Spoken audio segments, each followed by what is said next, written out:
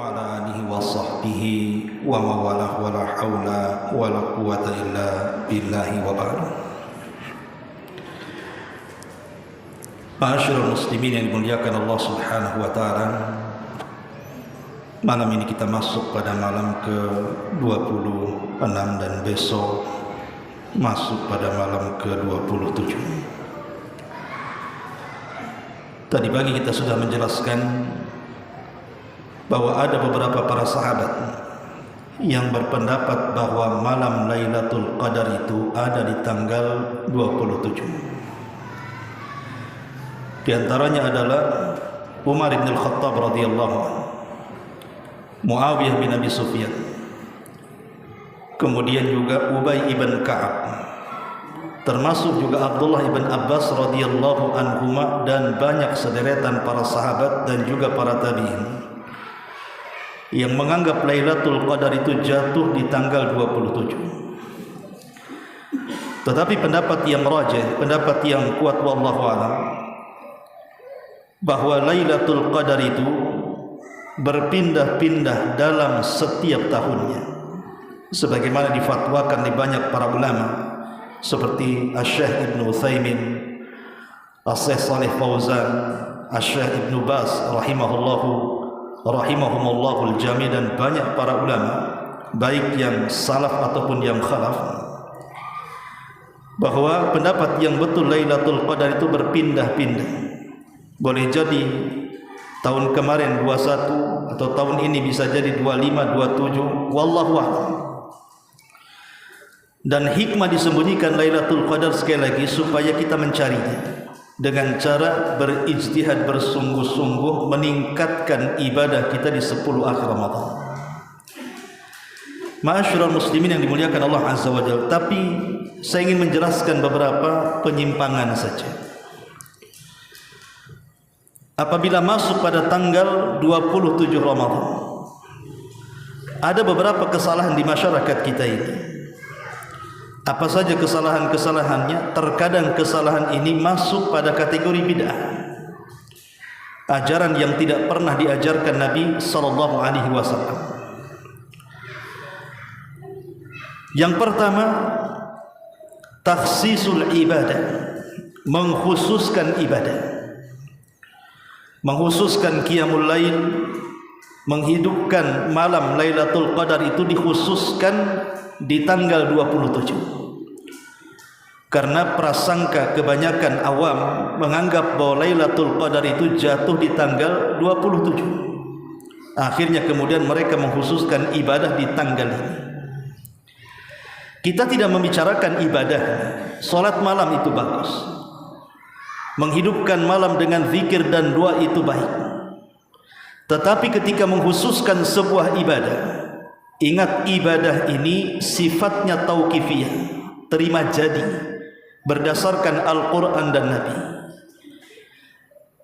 Dimana kalau seandainya tidak ada perintah dari Al-Quran ataupun dari Nabi SAW, maka kita tidak bisa melakukan sebuah ibadah yang kita khususkan, yang datang dari diri kita. Karena bagaimanapun Nabi SAW mengatakan, man amila amalan laisa alaihi amruna fahuwa rad. Dalam riwayat, man ahdatsa fi amrina hadza ma laisa minhu fahuwa rad. Barang siapa yang membuat-buat sebuah ibadah yang tidak dicontohkan Nabi SAW, maka ibadah itu tertolak. Jadi kita tidak boleh mengkhususkan ibadah itu hanya di tanggal 27 Ramadan saja. Kenapa demikian? Karena Aisyah Ummul Mukminin radhiyallahu anha ketika menyebutkan sifat Nabi SAW apabila masuk di 10 akhir Ramadan, maka Nabi SAW dikisahkan Ummuna Aisyah Ummul Mukminin radhiyallahu anha, idza dakhala al-ashra shadda mi'zarahu wa ayqadha ahla. Nabi SAW kalau sudah masuk di 10 akhir Ramadan, maka Rasul mengencangkan sarungnya dan membangunkan keluarganya untuk ibadah. Di sini lafadznya 10 akhir Ramadan. Artinya bukan hanya di tanggal 27 saja, tapi kita hidupkan semua malam di tanggal 10 akhir Ramadan. Mulai dari tanggal 21 ataupun 20 sampai selesainya Ramadan di malam Idul Fitri. Ini kesalahan yang pertama. Kesalahan yang kedua adalah mengkhususkan menghatamkan Al-Quran. Karena ada di beberapa tempat itu di negeri kita, mereka apabila masuk tanggal 27 Ramadan, mereka hatamkan Quran. Entah dengan cara dibagi-bagi, pamannya orang berkumpul 10 orang, kemudian dibagi-bagi, kamu baca sekian juz, kamu baca sekian juz, kamu baca, nanti kemudian sampai malam selesailah Al-Quran itu. Menghatamkan Al-Quran itu sesuatu yang baik, ikhwan, apalagi di bulan Quran. Sekali lagi bahwa kesalahannya bukan dibaca Qurannya, tapi kesalahannya adalah di takhsis khatmil Qurannya, mengkhususkan menghatamkan Quran di malam 27-nya itu masalah. Kenapa mesti dikhususkan? Kenapa tidak menghatamkan Quran sebelum atau sesudahnya? Kenapa mesti di tanggal 27? Maka ini pun perlu dalil mengkhususkan menghatamkan Quran itu hanya di tanggal 27 saja. Menunjukkan berarti dia malas membaca Quran di tanggal selain daripada 27 jadinya, kan begitu. Ini juga kesalahan yang kedua. Kesalahan yang ketiga, terkadang ada sebagian orang mungkin di negeri lain gitu ya. Saya pernah di YouTube itu melihat, wallahu alam di negeri kita. Jadi apabila masuk di tanggal 27, maka mereka membuat acara semacam perayaan karena mereka menyangka itulah Lailatul Qadar. Jadi mereka merayakan malam yang disangka itu Lailatul Qadar pada tanggal 27. Ikhwan, Nabi SAW tidak memerintahkan kita merayakan Lailatul Qadar. Yang Nabi SAW perintahkan adalah menghidupkan malam Lailatul Qadar, dan itu berdasarkan hadis. Kata Nabi SAW, "Man qama Lailatul Qadri imanan wahtisaban ghufira lahu ma taqaddama min dhanbi." Barang siapa yang menghidupkan malam Lailatul Qadar penuh iman dan mengharap pahala Allah, Allah hapuskan dosa-dosanya. Jadi bukan dirayakan tetapi dihidupkan, dimakmurkan dengan cara salat, dengan cara zikir, dengan cara baca Quran dan begitu seterusnya. Maka perayaan itu dalam Islam sudah ditentukan, Idul Fitri dan Idul Adha. Kemudian yang keempat, kesalahannya adalah mengkhususkan umrah. Ada orang mengkhususkan umrah itu di tanggal 27. Makanya lihat di Mekah itu, kalau tanggal 27 itu, wah, itu berjubel-jubel tuh. Datang dari mana-mana, mereka menunggu tanggal 27-nya. Nabi SAW ketika menjelaskan keutamaan umrah tidak menyebutkan tanggal 27. Apa kata Nabi SAW? Al-umratu fi Ramadan ta'dilu hajjata ma'i. Umrah di bulan Ramadan, kata Rasul, umrah di bulan Ramadan. Namanya bulan Ramadan tanggal 1 sampai tanggal 30 itulah, atau tanggal 29. Karena bulan Hijrah itu imma tanggal 29 atau digenapkan 30. Itulah disebut bulan Ramadan. Berarti keutamaan umrah itu tidak mesti di tanggal 27. Bisa di tanggal 1, tanggal 2 sampai tanggal 29 atau 30. Karena Rasul hanya mengatakan siapa yang umrah di bulan Ramadan maka pahalanya sama dengan haji, kata Rasul. Bahkan haji dengan. Jadi menghususkan umrah di tanggal 27 tidak ada contohnya. Sekali lagi kita tidak menyalahkan umrahnya, umrah itu baik, tetapi mengkhususkan itu yang jadi masalah. Ma'asyiral muslimin yang dimuliakan Allah Azza wa Jalla. Kemudian yang terakhir, mengkhususkan tanggal 27 itu dengan memperbanyak solat tasbih. Baik, sedikit penjelasan solat tasbih. Memang solat tasbih ini diperselisihkan tentang hadisnya. Ada sebagian para ulama yang menghasankan seperti Syekh Albani, menghasankan hadis tentang solat tasbih, artinya disyariatkan solat tasbih.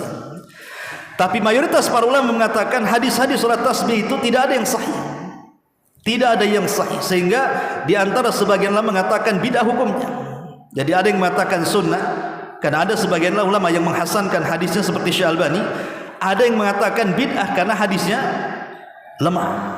Jadi hukum solat tasbih ini berdasarkan tashih dan tad'if hadis saja. Yang mensahihkan sunnah, yang mendhaifkan bid'ah, gitu saja. Okelah kita mengatakan bahwa seperti yang dikatakan oleh Syekh Albani rahimahullahu taala bahwa salat tasbih itu dihasankan hadisnya. Artinya disyariatkan. Tetapi sekali lagi disyariatkan salat tasbih itu tidak boleh menghususkan di tanggal 27 Ramadan. Salat tasbih itu kalaupun yang berpendapat salat tasbih itu sunnah, maka lakukan di lain-lain Ramadan. Kalaupun harus dilakukan di tanggal 27 bukan menghususkan. Karena sekali lagi menghususkan sebuah ibadah itu perlu dalil.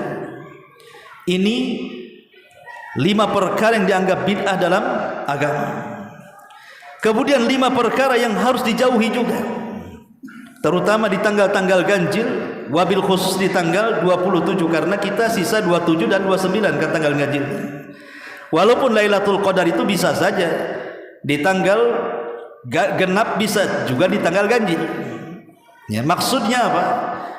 Kita lihat kalau seandainya bulan itu kita ambil dari ujung 30 lah, anggaplah 30. Setelah 30 kita urut ke bawah, berarti tanggal ganjil dilewat 1 kan, 28. Nanti 28, 26 kan itu ya, ke bawahnya 24 ya. Artinya kalau diurut dari atas tanggal genap itu jadi ganjil. Tapi kalau diurut dari bawah terbalik kan begitu. Jadi seolah-olah 10 akhir Ramadan itu semua tanggal ganjil, mau genapnya mau ganjilnya. Makanya Nabi SAW berusaha untuk menghidupkan malam-malam itu. Tapi ingat 5 dosa jangan dilakukan. Pertama, riya. Karena riya bisa menggagalkan kita mendapatkan Lailatul Qadar. Yang kedua, uququl walidain. Jangan sampai durhaka dengan orang tua. Karena redhonya Allah di malam Lailatul Qadar juga terikat dengan redha orang tua.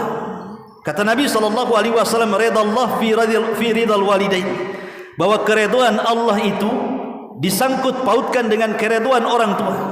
Maka di malam Lailatul Qadar atau di tanggal-tanggal ganjil jangan durhaka dengan orang tua. Kemudian yang ketiga, jangan melakukan dosa lisan seperti ghibah ataupun namimah, karena ini bisa menggagalkan kita mendapatkan Lailatul Qadar. Kemudian yang keempat, zalim. Jangan melakukan kezaliman, karena zalim juga penghalang mendapatkan Lailatul Qadar. Termasuk yang kelima, qati'atur rahim. Jangan memutus silaturahim. Inilah 5 dosa jangan dilakukan di tanggal-tanggal ganjil. Kemudian juga kalau kita lihat kebiasaan masyarakat ikhwan, kalau sudah akhir-akhir Ramadan, banyak kemudian kesalahan-kesalahan yang kita lihat di masyarakat kita kan. Pertama, mulai lemahnya ibadah. Kita lihat orang-orang di masyarakat itu kalau sudah akhir-akhir Ramadan itu sudah lemah ibadahnya. Buktinya apa? Ya masjid kosong. Kita aja di sini biasa berapa saf itu sudah majunya banyak kali kan itu. Kan itu. Ini satu. Yang kedua, disibukkan belanja. Kenapa? Persiapan Idul Fitri. Biasanya khusus ibu-ibu kan begitu, sibuklah buat kue gitu. Dulu, kalau sekarang sudah ada toplesan biasanya. Sudah beli jadi kan gitu. Kemudian yang ketiga, sibuk mencari pakaian untuk hari raya. Hari raya itu bukan dirayakan karena pakaian baru, bukan, tapi dengan iman yang baru. Begitu kata para ulama. Kemudian juga disibukkan dengan memenuhi pasar-pasar di malam hari. Coba lihat antum, tadi saya baru lihat tuh lewat dari lampu merah ke sini, toko baju tuh. Wah, parkirnya di ujung-ujung. Mereka sudah enggak peduli lagi mana masjid, mana toko itu udah enggak peduli. Belum ikhtilat lagi di dalamnya. Coba sudah malam harusnya 10 akhir Ramadan itu mereka i'tikaf, mereka ke masjid. Kalaupun tidak i'tikaf seperti Rasul, ya minimalnya di masjid lah, sejam 2 jam, bukan memenuhi mal. Ya. Ini terjadi di malam Lailatul Qadar. Kemudian yang terakhir, biasanya sudah pusing tuh. Keluarga itu sudah runding, ini lebaran kita mau kemana nih? Mau rekreasi kemana? Ya. Mau liburan kemana? Itu sudah direncanakan. Nah ini kan aneh gitu ya. Harusnya 10 akhir Ramadan itu merencanakan masuk surga, istiqomah. Ini yang direncanakan soal dunia. Nah, ini juga kesalahan-kesalahan yang terjadi. Makanya juga kata para ulama, ingat 5 perkara di 10 akhir Ramadan, nanti di tanggal 27 khususnya kan begitu ya. Pertama, perbanyak taubat. Yang kedua, perbanyak salat. Yang ketiga, perbanyak sedekah. Yang keempat, perbanyak membaca Quran. Dan yang terakhir, perbanyak doa dan juga zikir. Itulah yang dianjurkan oleh para ulama, terkhusus di malam-malam ganjil. Dan sisa malam ganjil besok 27, kemudian 29. Subhanakallah bihamdika asyhadu an la ilaha illa anta astaghfiruka wa atubu ilaik. Allahu ta'ala alam. Assalamualaikum warahmatullahi wabarakatuh.